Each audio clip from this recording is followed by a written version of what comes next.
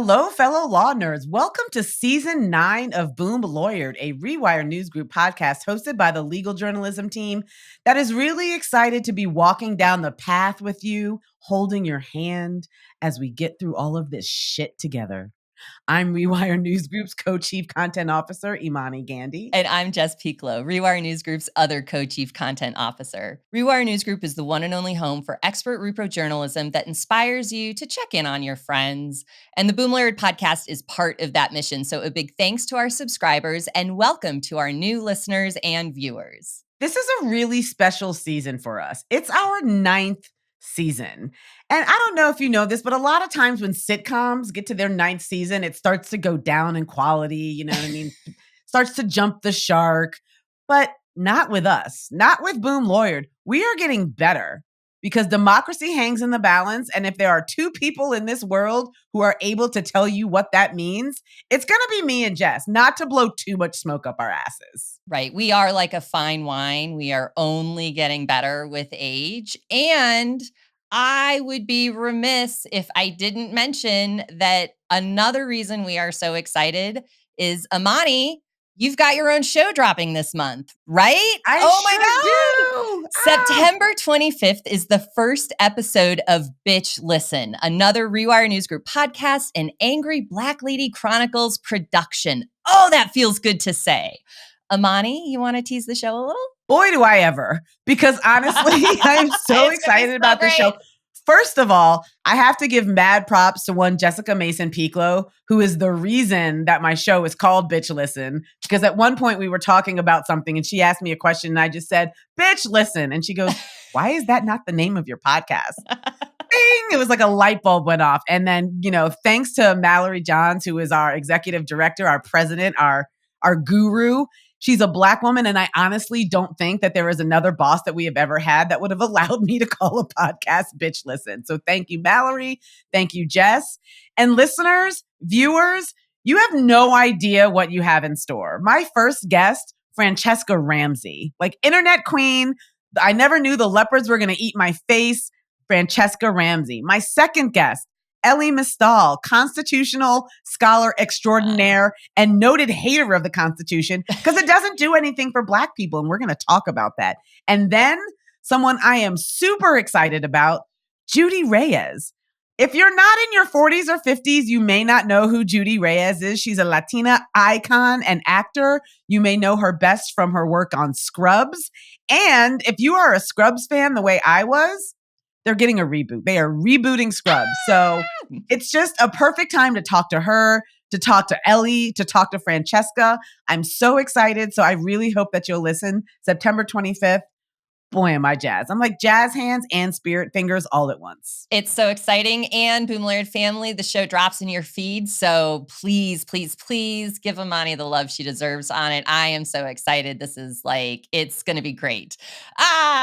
Okay. So we're doing this. We're really doing this. Season 9, season. Baby. Here we are. All right. So because so much is going on in the news every day, Imani and I thought we'd mix things up a little bit and start each episode with a little news hit from each of us. Just like I said, because there's so much going on and you may understand we have some thoughts about it all. So here we go. I'm going to go first. Imani. Yes. Did you know that there's a revolution against the shadow docket brewing among federal judges? The hell you say? Do you mean the 20 shadow docket rulings that have come out that have allowed Trump to do everything from racially profile brown people to refuse to return people from Uganda or wherever far-flung nation he's sending people? Do you mean that those shadow docket rulings are now starting to piss judges off? I do. I mean, I'm coming in hot and nerdy. If this is it's the best way. Hot and nerdy. That is exactly how I would describe you. She's hot and she's nerdy. She's Jessica Mason Piccolo. I'm just saying my first news hit is about, a revolution in the federal courts, but I do think it's really important. So, and with everything going on, there's no way that this didn't get lost in the shuffle. So NBC reporters spoke to 10 federal judges appointed by both Democrats and Republicans who increasingly think that SCOTUS is acting out of pocket when it comes to the shadow docket rulings. And Shadow docket rulings are orders the court issues on emergency or preliminary issues, and that happens usually without any legal briefing or oral argument. So this is really the court operating, quote unquote, in the shadows. It's anti-democratic, it's terrible, and it's how the court overturned Roe a full year before the Dobbs case, for example. Anyway, 10 federal judges complaining about Chief Justice Roberts may not seem like a huge story. But in the world of judicial politics, it really actually is. It shows that there's an ideological split developing where now even conservative judges are calling for SCOTUS to pull it back. It's exactly the kind of thing we talked about with Rachel Rossi from the Alliance for Justice during our summer session that if folks didn't have the opportunity to check out, I'd really urge you to. And, she made it very clear that that kind of thing, that push from conservative judges needed to happen if the rule of law was going to mean anything ever again. So I'm here for it.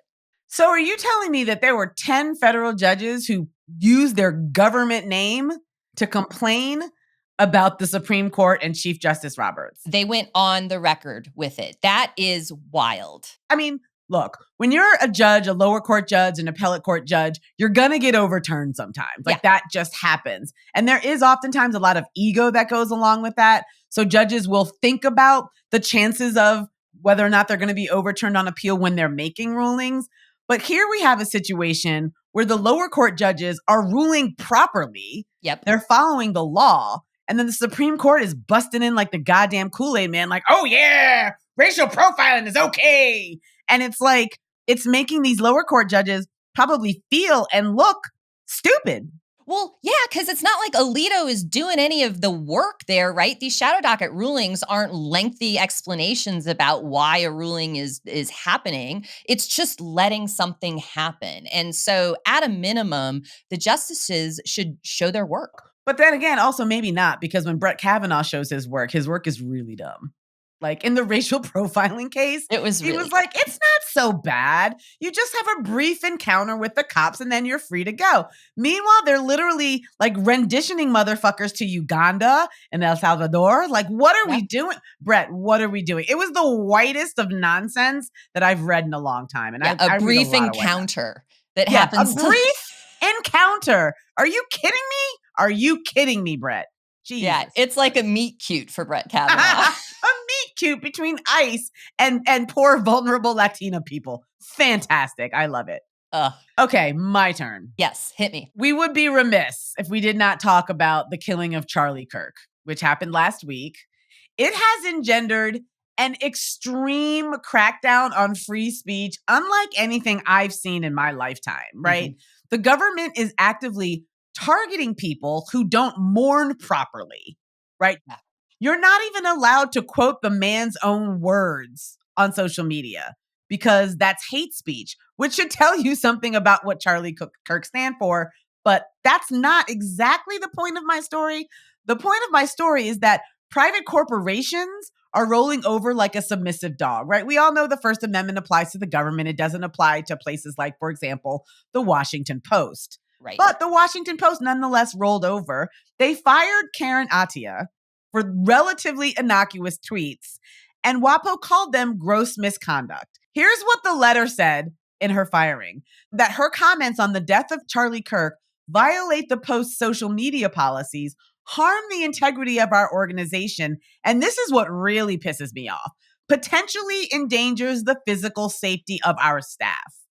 They told a Black woman who had made comments about Charlie Kirk direct from his own mouth, and they managed to turn the victim of those comments, because remember, one of the comments was that people like Michelle Obama and Ketanji Brown Jackson and Joy Reid didn't have the brain processing power to earn the spots, and they had to steal those spots from white people. Mm-hmm. As a Black woman, I found that comment applied to all of us.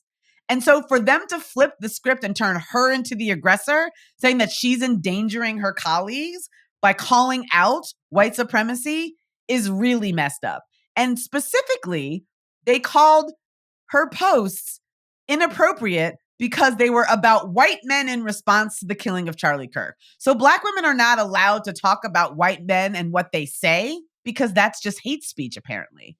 So what's really worse about this is now that Karen Attiah has been fired, she was the last remaining Black full-time opinion columnist. Yep. So now the Washington Post has no Black full-time opinion columnists. Yep. And she blasted in a Substack post that Washington, D.C., quote, one of the nation's most diverse regions, no longer has a paper that reflects the people that it serves. And on Blue Sky, she pointed out that, quote, her posts were not even about Kirk directly, but about America's apathy towards political violence and the coddling of white male shooters and hate peddlers. That was the gross misconduct. It's appalling the way that Black women are being treated, the way they're being abused in this administration, and the way that newspapers that are supposed to be speaking truth to power, right? Democracy dies in darkness. Isn't that the thing? Yeah. Apparently not. There's no marketplace of ideas anymore at all. And I think just to underscore, like, DC is a Black ass city. A Black ass city!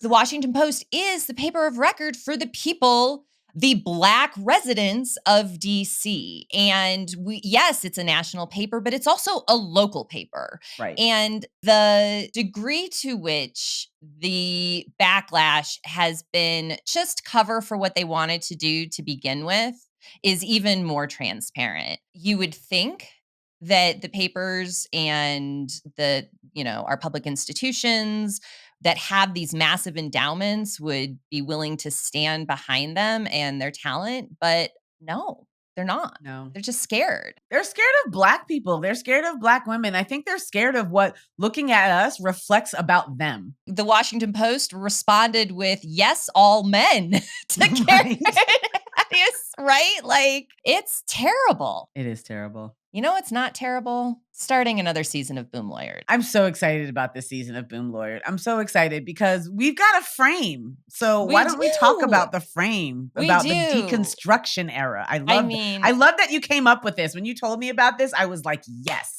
I didn't come up with this. I read a really fire op-ed is what happened. But we're starting another season of Boom Lawyered and find ourselves again in unprecedented times. And I mean, I'll just say candidly, it's a really tough time to keep up the pace of what's going on and keep a regulated nervous system, maintain healthy relationships. It's tough out there. Yeah, and it's damn near impossible to plan a legal podcast.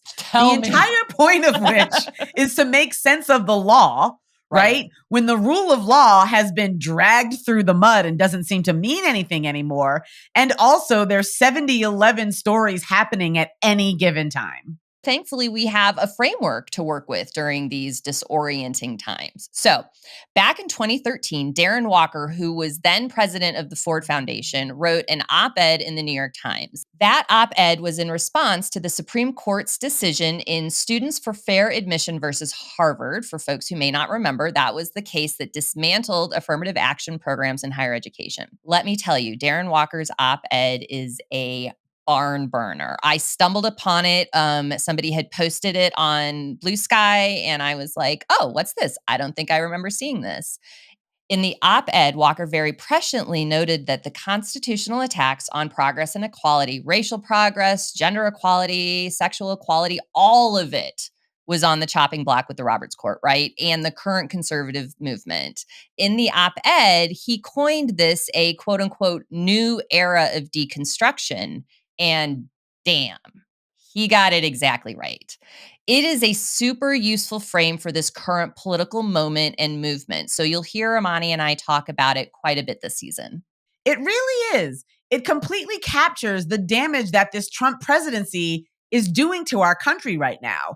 And he is being aided and abetted by the Supreme Court, by Republican lackeys, and by Democratic do-nothings. This is very similar to Adam Sewer's, quote, "the cruelty is the point" during the first Trump era.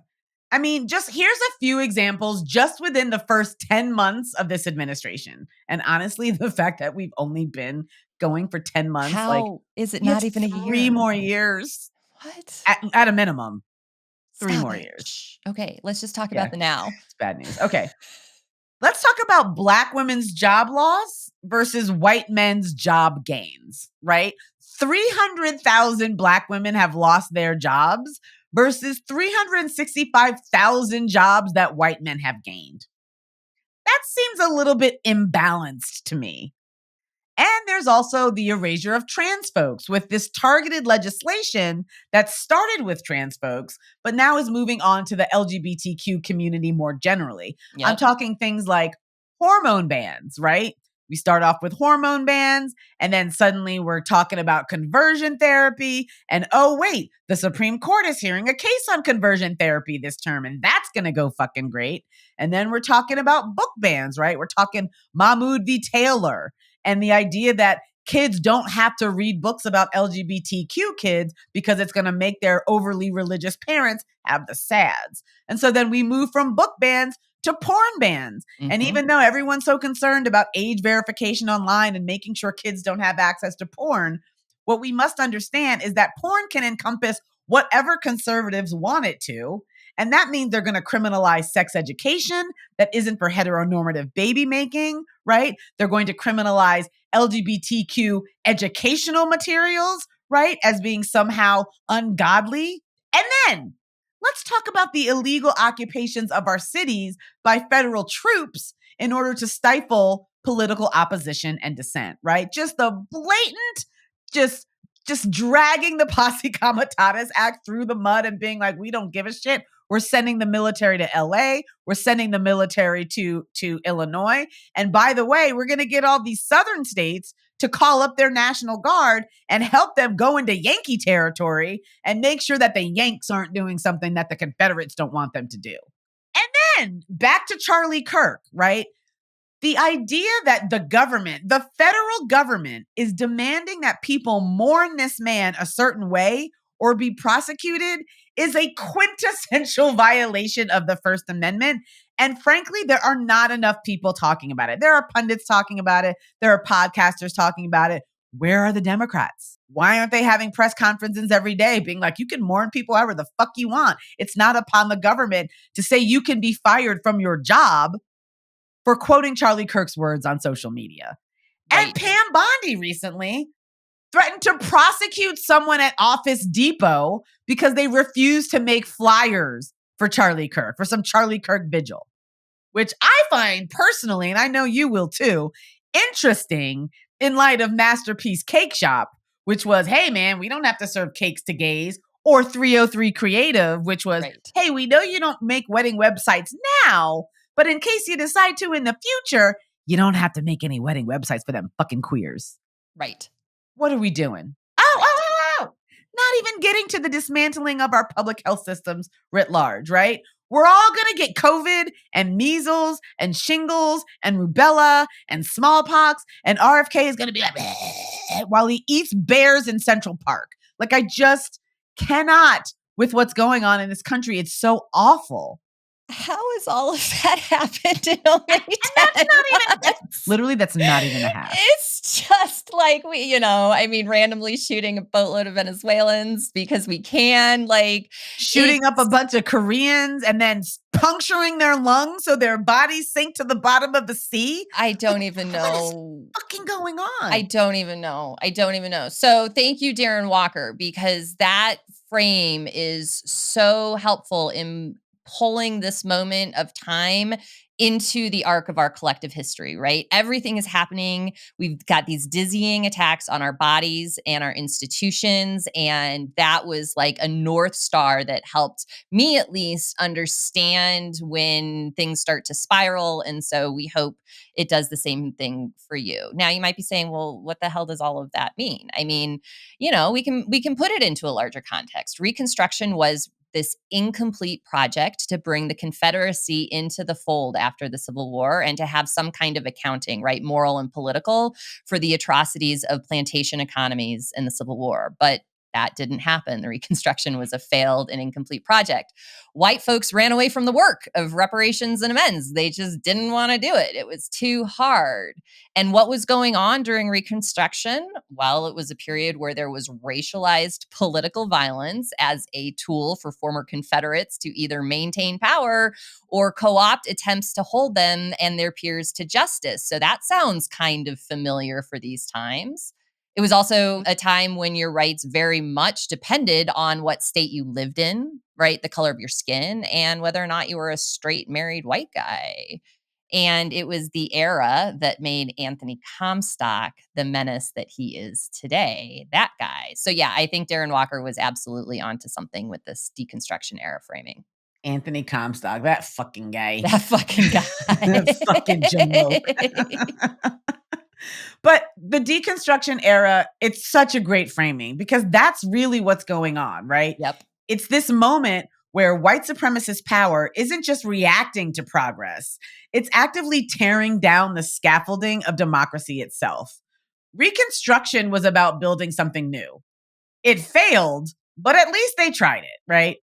Deconstruction is about burning it all down to make sure marginalized people can't climb any higher and to ensure that the marginalized people who are at the upper echelons are removed from those upper echelons so they don't have access to levers of power. We've talked a lot on this podcast about who gets to have access to levers of power and how it's so important that Black people have that access. Otherwise, we're going to be doing what the fuck we're doing now. Right? Which is just firing scores of Black women, which is going to tank the economy. And then someone somewhere is going to be like, wait a minute, I don't know what happened. What happened? I'll tell you what happened. They fired 300,000 fucking Black women. That's what happened. And then we have these state battles when it comes to abortion access, where blue states are trying to protect patients and doctors and allow them to continue to take and provide abortion pills. And they're trying to protect these people from states like Louisiana and Texas, which have banned abortion pills, banned abortion, and they want to be able to reach into another state, another jurisdiction, and prosecute people who aren't even breaking the law in the state that they live in.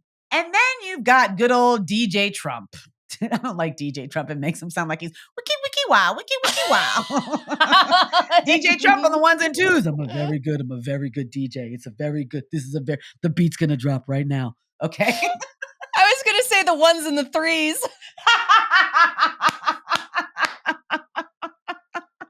So you've got DJ Trump gathering up National Guards people from southern states and either trying to send them into blue states or threatening to send them into blue states. Mm-hmm. Most recently, he backed down from sending Texas National Guard to Illinois.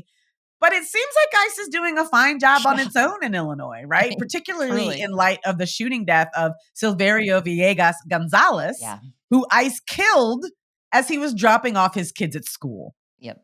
And masked agents, not just in Chicago, not just in Los Angeles, but masked agents are roaming cities all over the country and just disappearing Black and brown people, often violent.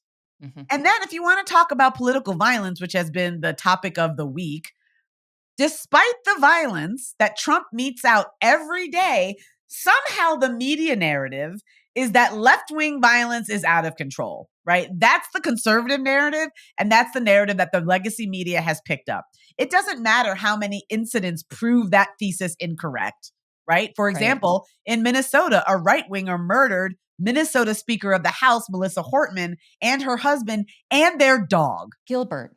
I mean, every time I see that dog's sweet face, it breaks my heart. Yeah. It really does. Also, turns out that Charlie Kirk's killer may have been a groiper, meaning he killed Kirk because Kirk wasn't extreme enough. But if you don't know what a groiper is, you should look it up. Because honestly, the media doesn't know what it is either. And that's why they're fumbling around, right? They're trying to reframe the death of a white nationalist as the death of a national hero. And they're trying to make it sound like maybe his roommate was trans and that's why he killed people. Or maybe his roommate was his lover and that's why he killed people. No matter who the shooter is or turns out to be, they're trying to tie it back to this anti-queer crusade that they're on.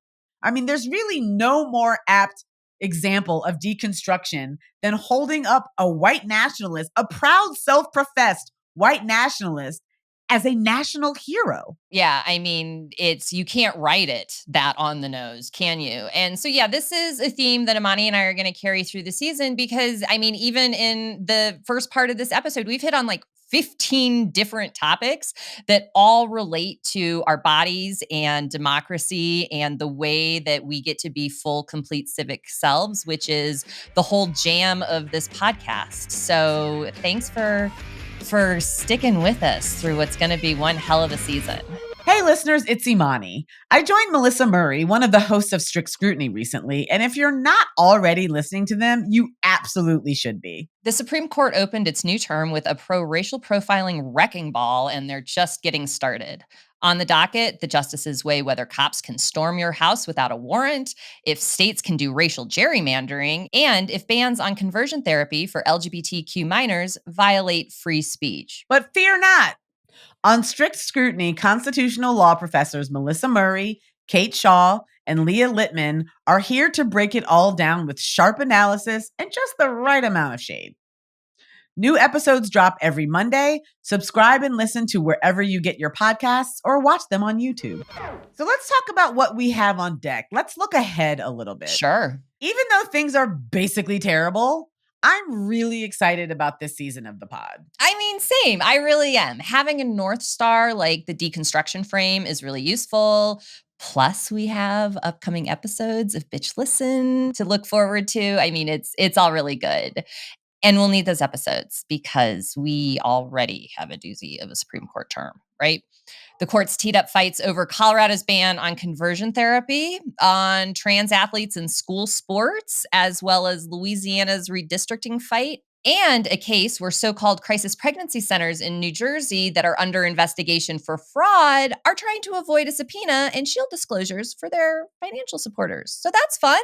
And don't forget RFK Jr.'s looming threats around mifepristone, Jonathan Mitchell's never-ending crusade to resurrect the Comstock Act, and certify a class of all potential fathers, which is absolutely fucking ridiculous. I memory hold that, but we're doing that. That happened. That happened. That actually happened. And then, of course, the shield law battles that are really starting to heat up.